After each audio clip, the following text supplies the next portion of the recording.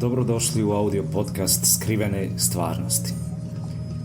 Ovdje ćemo istraživati duboke teme i nepoznate oblasti koje nas okružuju, a koje se često nalaze u području kontroverznih teorija zavjere. Naša istraživanja će biti temeljena na relevantnim izvorima, ali ćemo se često doticati kontroverznih teorija i alternativnih pogleda. Prije nego što započnemo, želimo izraziti zahvalnost Andrewu Gentilu koji nas veoma inspiriše. Njegovi podcasti su nam bili izuzetno informativni i korisni. Dubina znanja, istraživanja koji predstavlja u svojim podcastima je zaista impresivna. Čini se da su korak ispred dobro poznatih stručnjaka u tom polju. Kako novi kanal uspijeva tako brzo doći i akumulirati tako veliko znanje? Da li dobijaju pomoć iz vanjskih izvora? Pa to i nas zanima. Nadamo se da će mnoge od ovih priča biti izuzetno zanimljive za naše slušalce. Također pozivamo vas da nam pošaljete poruke s prijedlozima za teme koje želite da obradimo ili čak da nam se pridružite kao gosti ako ste iskusili nešto što se uklapa u okvire naših tema. Također, ja idem pa da li ja sam Regulus, a moje ime sada nije bitno. Hvala vam što ste s nama, pa da krenemo. Može?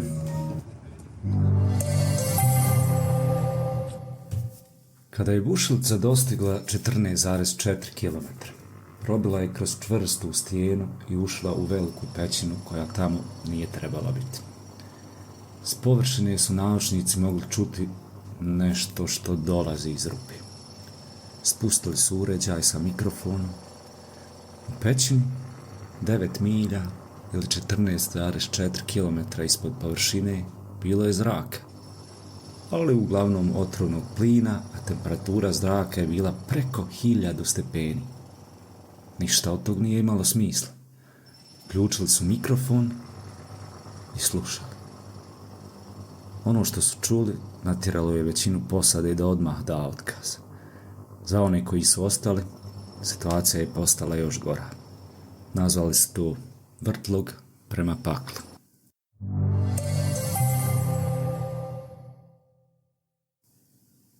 Kada su saveznici pobijedili u Drugom svjetskom ratu, brzo su požurili da preuzmu svoj dio nacističkih resursa.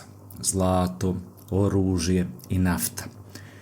Bili su visoko cijenjeni, ali nijedan resurs nije bio toliko vrijedan kao nacistička znanstvena zajednica, odnosno njihovi naučnici. Sjedinjene Američke Države pokrenule su operaciju Paperclip, koja je dovela više od 1600 nacističkih znanstvenika, inženjera i tehničara u SAD. Da radi, pa za vladu. Sovjeti su imali svoj plan, operaciju Osvajanje, u kojoj je više od 2500 znanstvenika regrutirano u Sovjetski savez.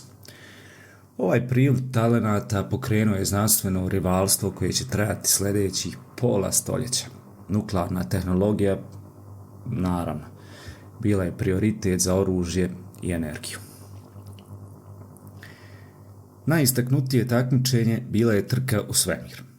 Sovjeti su prvi lansirali satelit u orbitu, prvi su sletjeli na mjesec, prvi su poslali čovjeka u orbitu i prvi čovjeka u svemirsku šetnju. Sjedinjene Države imali su svoj popis prvih stvari. Najveći među njima bio je prvi čovjek na mjesecu. Falsifikovano možda, pa znamo koliko je moćan taj Hollywood. Možda bi i od mene mogao napraviti nekog ljepotana. Da li se moglo proći kroz Van Allen Belt? Pa možda da napravim epizodu i za to. Ali da bi upoznali naše slušalce danas, moramo reći šta je Van Allen Belt. Van Allenovi pojasevi su dva pojasa radijacije koji se nalaze oko Zemlje. Nastali su čisto zbog zarobljavanja energetskih nabijenih čestica u zemljinom magnetnom polju. Oni su nazvani po James Van Allenu, američkom fizičaru koji ih je otkrio 1958. godine, analizirajući podatke s prve američke satelitske misije Explorer 1. Bilo da je slijetanje na mjesec bilo stvarno ili lažno, ovi uspjesi potaknuli su obje zemlje da istraže dalje i više nego ikad ranije. Također ih je potaknulo da istraže i dublje. Novo takmičenje između Rusa i Amerikanaca. Ekstra. Uvijek donese nešto dobro, jel da? Predstavljamo utrku do središta zemlje. Američki program nazvan je projekt Mohol. Prva bušotina probijena je u Tihom okeanu uz obalu Meksika 1961. godine. Ali program je patio od lošeg upravljanja, nedostatka financiranja itd. Ruski program bušenja bio je dosta usmjereniji. Odabrali su lokaciju na poluotoku Kola za svoju bušotinu. Kola Super Deep. Bušotina probila je trećinu kroz zemljinu koru. Nešto više od 12 km dubine. Ali to su bili javni projekti. Sovjeti su također imali tajni projekat bušenja. Svijet je napokon saznao za to kada je 1989. godine bušotine otkrio jedan špijun. Tvrdio je da je duboko pod zemljom bila prava paklena jama. Prava paklena jama, da. Rekao je da su Rusi slučajno otkrili to duboko ispod Sibira i rekao je da postoje dokazi. Sad smo već više zainteresovani. Onima koji su osporavali priču o zvukovima iz pakla u Sibiru, pa moramo reći, priča je istinita. Možda bi ja poželio da nije. Godine 1989. dr. Dimitrij Ozakov i grupa znanstvenika radili su na projektu bušenja bušotine u Sibiru, kada je bušilica dosegnula 14,4 km ili 9 milja duboko. Vrh bušilice počeo se divlje rotirati i bacati. Nekako je probila kroz čvrstu stijenu i u šupljinu ispod zemljine kore. Ova šupljina nije trebala biti tamo. Pa nije, istina, nije trebala. Kada se bušilica vratila na površinu, bila je doslovno crvena od toplote. I to je bilo baš neočekivano. Temperature na tim dubinama trebale bi biti oko 100 stepeni, najviše 150 stepeni Celzijusa. Instrumenti su očitali temperature preko 1100 stepeni Celzijusa. Dr. Azakov rekao je, izgleda kao da je u zemlji pakao.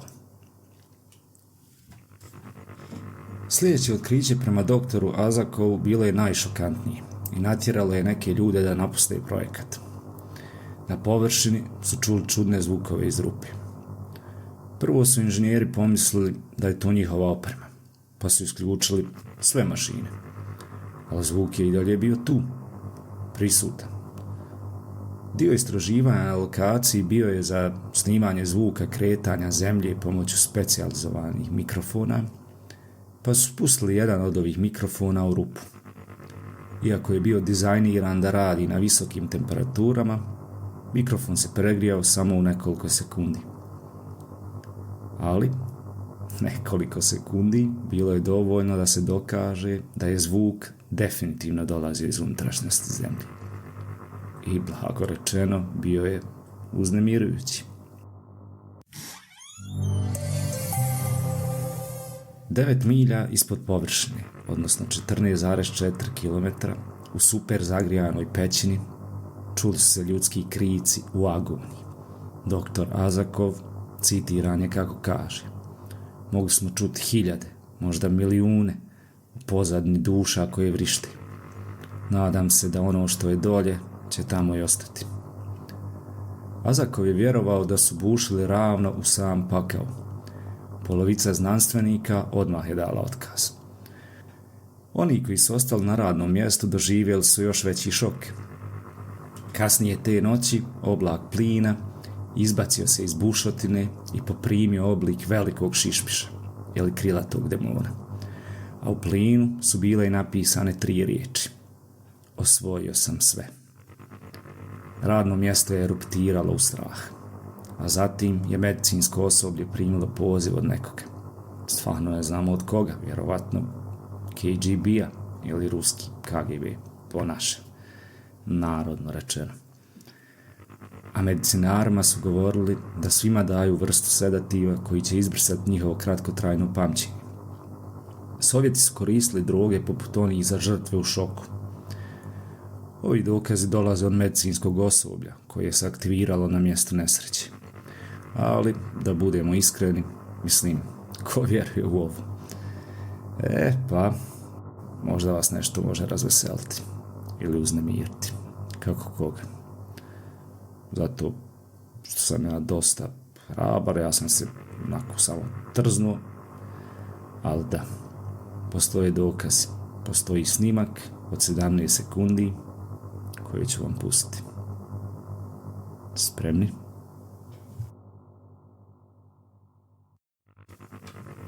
Priča o ruskom bunaru do pakla kružila je godinama. I iako su je neki veliki medijski izvori prijavili kao stvarnu, niko zapravo nije čuo zvuk dokaza. A bez dokaza prilično je lako odbaciti priču kao ništa više od neke legende. Ali 1998. godine Art Bell, voditelj radijske emisije Coast to Coast AM, primio je e-mail. E-mail je rekao da postoji napor da se priča diskredituje. Ali je definitivno istinita. Njegov je ujak imao prijatelja na BBC-u koji je imao kopiju snimka. Priložio je audio zapis uz upozorenje svojim slušateljima i pustio zloglasni zvuk koji je navodno snimljen u bušotini pakla. Upozoravam vas, ono što ćete sada čuti je vrlo uznemirujuće.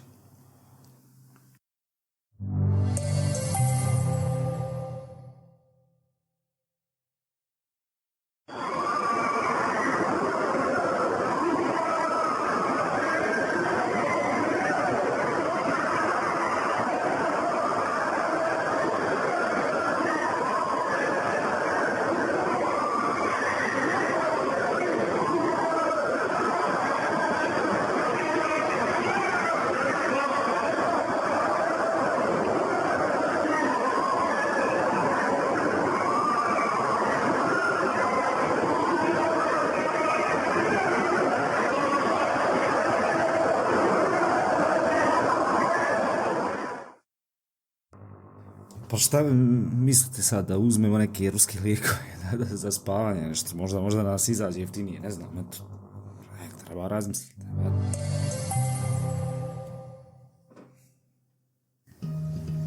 Bunar do pakla je mnogima jedna od najdražih legendi, jer je priča kružila toliko dugo i u vremenu svih dešavanja i prepucavanja između Rusa i Amerikanaca. Prvi put su je mnogi čuli u emisiji Arta Bella, ali koliko je toga istinito i odakle dolazi. Da vidimo. Priča je prvi put objavljena na mreži Trinity Broadcasting Network, a TBN je kršćanska mreža koja upravlja televizijskim stanicama i izdaje biltene. U 1989. godini TBN je objavio priču o znanstvenicima koji su otkrili pakao i u novinama i na televiziji. Priča je postala hit, instantni.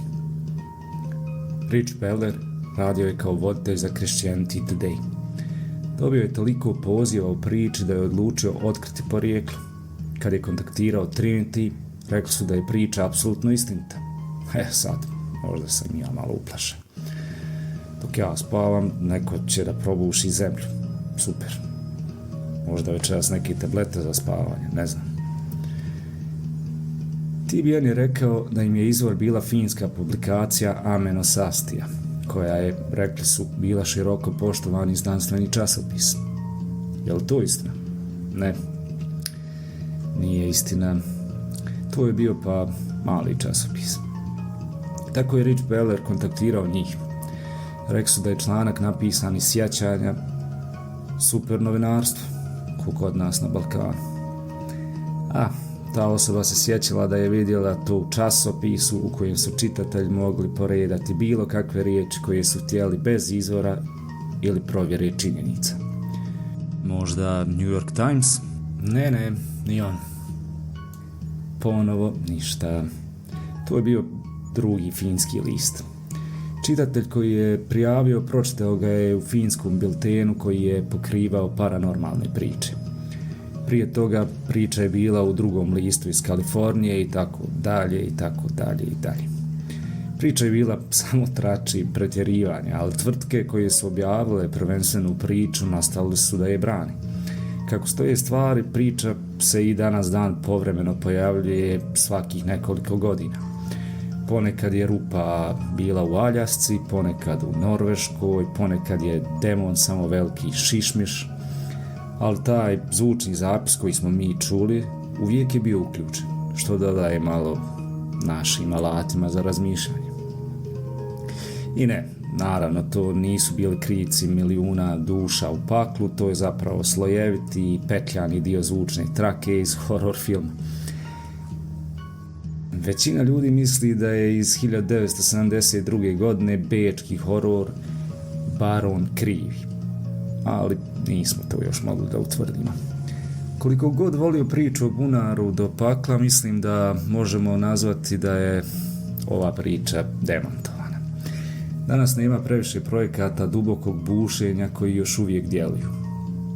Kola, ako su podaci i danas tačni, super duboka bušotina u Rusiji još uvijek je najdublja na 12 km. Kola je napravila neka zanimljiva otkrića poput fosiliziranih planktona i ogromnih količina mineralne vode zakopane duboko ispod zemljine površine što smo saznali. Ali te demona nema. Pa nema, nažalost. Stvari na radost. Na radost, definitivno. Barem ne još. Ali ako nastoje bušiti, ko zna šta će pronaći. Hvala vam puno što ste danas bili sa nama. Ako je ovo vama bilo zanimljivo, učinite mi uslugu i lajkajte ovaj podcast, pretplatite se, komentirajte, podijelite ili slično. To stvarno pomaže malom kanalu kao što je ovaj i koji tek kreće. I do sljedećeg puta stisnite zube za još jednu zanimljivu priču. Pozdrav i vidimo se.